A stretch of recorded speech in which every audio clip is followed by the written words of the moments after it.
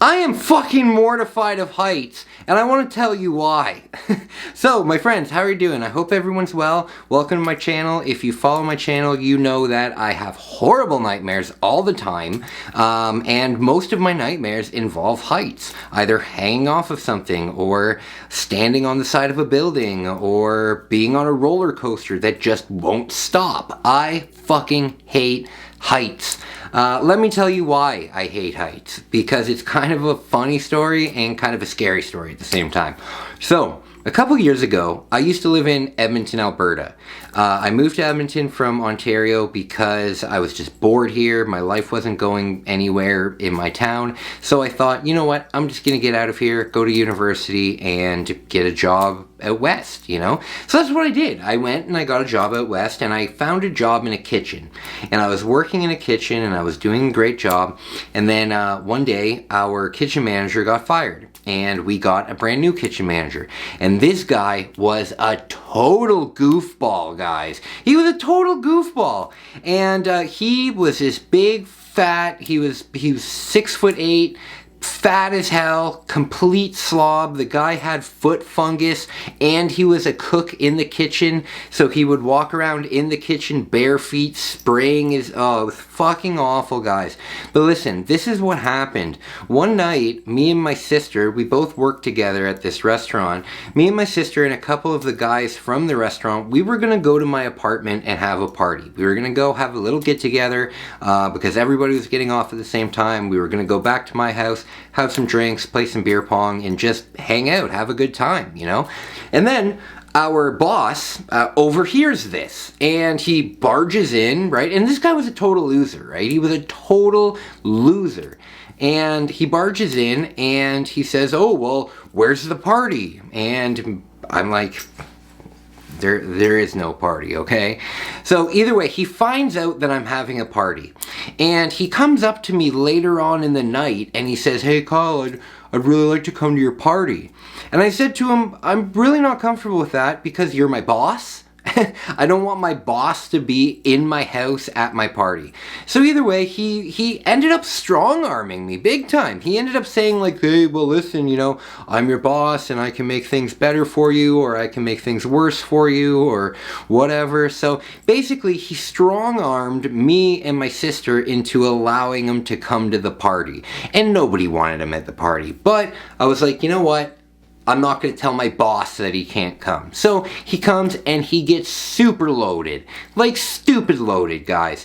And I used to live in a penthouse. I used to live on the 17th story of a really nice apartment building. And we had a nice balcony on the apartment building.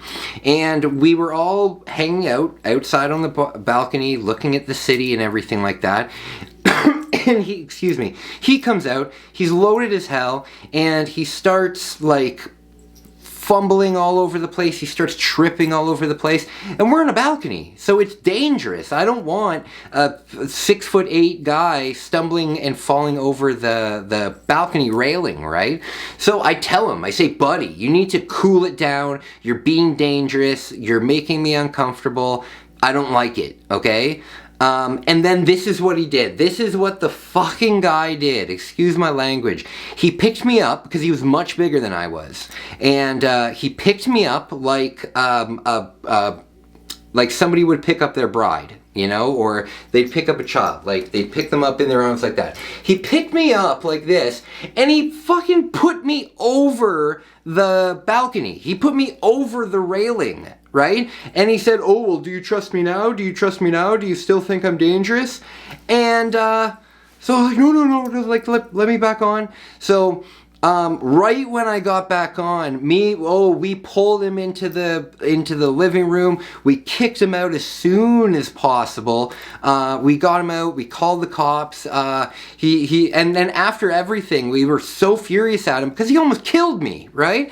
And then he has the audacity to say, listen, I'm really drunk. Can I crash on your couch? So he said, no, you can't crash on our couch. Get the fuck out of the house. So we dragged him out of the house. He left. I told him, listen, I am not coming to work tomorrow, okay? I'm not coming to work for a while until I can talk to the manager. So either way, I ended up not coming to work for a day or two, and I called the manager, and I swear to God this happened, and I know I'm telling this story on the internet, you're not going to believe me, but they called the manager in. Well, but this is what happened. I went up to the manager and I said, listen, I cannot ever work with this person again. This person almost killed me last night. You need to get rid of him. He's a danger to everybody around him. He almost killed me last night. So I told them I'm not coming back to work until he's gone.